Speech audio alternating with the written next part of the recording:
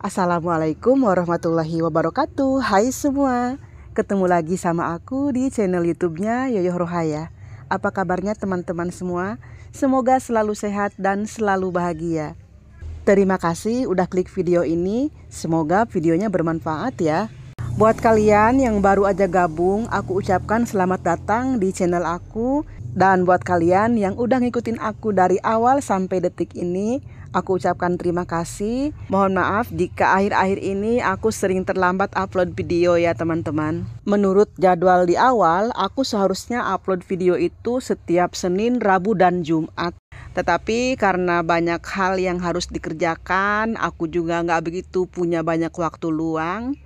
Jadi aku kadang-kadang seminggu 2 kali, kadang-kadang seminggu 3 kali. Ya kalau lagi ada waktu kosong, aku buatkan video seminggu 3 kali, Senin, Rabu, dan Jumat. Tapi kalau aku pas lagi sibuk, aku hanya bisa bikin 2 video aja, yaitu Senin dan Jumat. Nggak apa-apa ya teman-teman, yang penting aku konsisten hadir untuk kalian semua. Untuk waktu penayangan, aku juga kadang-kadang suka bergeser ya. Kalau memang videonya belum siap, aku geser dan diundur jam tayangnya. Oke, kita langsung ke videonya. Kali ini aku mau share kegiatan aku hari ini, yaitu display barang-barang snack dan percikian. Kali ini aku display snack-snack dan percikian khusus buat eceran, karena di sekitar rumah aku suka ada anak kecil yang jajan-jajan gitu ya.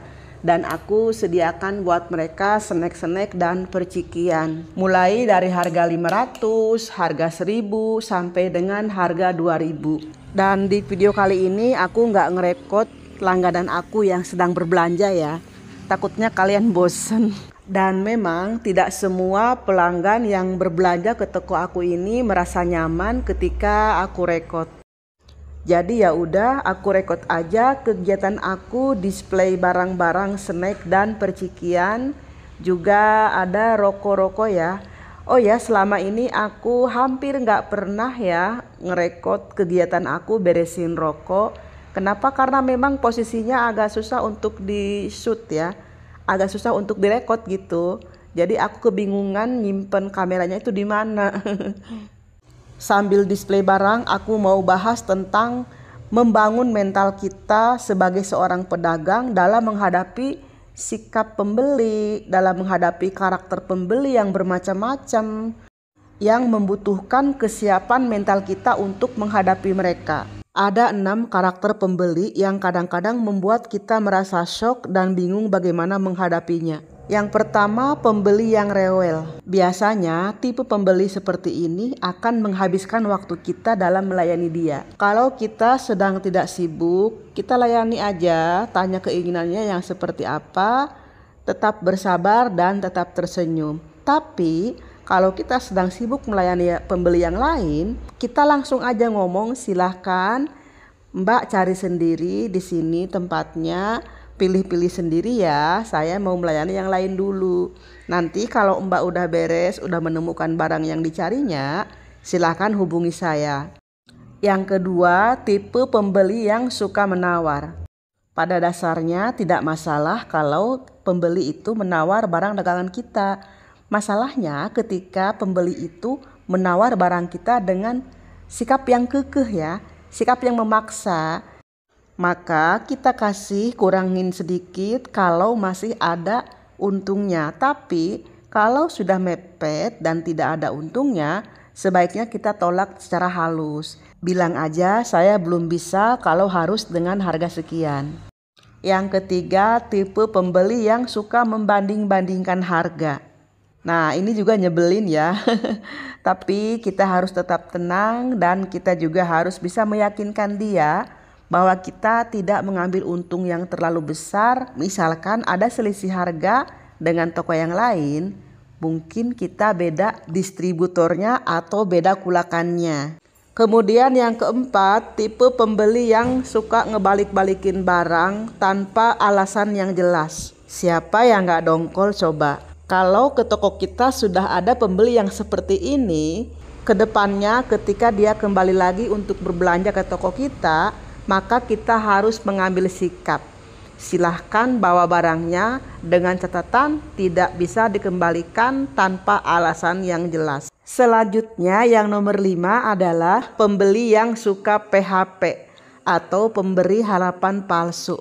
Tipe pembeli seperti ini biasanya dia suka nanya-nanya harga, mulai dari harga pis-pisan, harga pak-pakan, sampai dengan harga dus-dusan dia tanyain. Tidak ketinggalan varian rasanya dia tanyakan juga. Lalu dia akan berpindah ke item yang lainnya dan seterusnya dari A sampai Z, dan pada akhirnya dia tidak membeli apa-apa dari toko kita. Seperti itu ya teman-teman. Lalu yang keenam adalah tipe pembeli kutu loncat.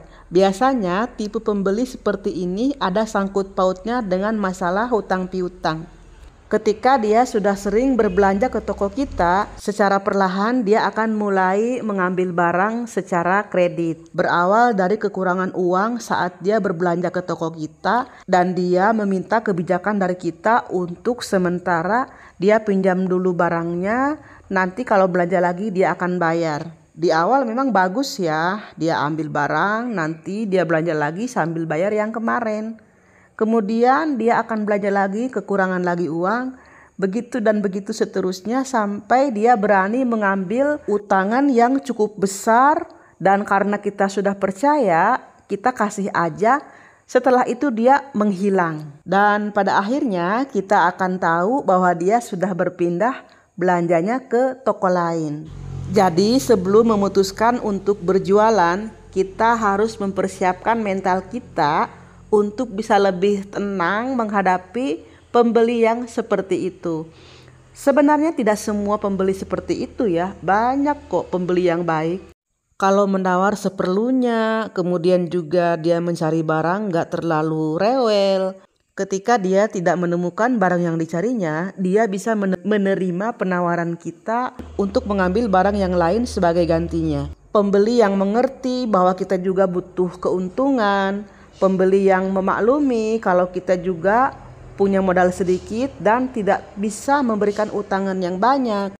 Jadi tidak semua karakter pembeli itu menjatuhkan mental kita dan merugikan kita. Masih banyak kok pembeli yang baik-baik, yang bager-bager, pengertian, jujur, dan tidak bersikap semaunya saat berbelanja ke toko kita.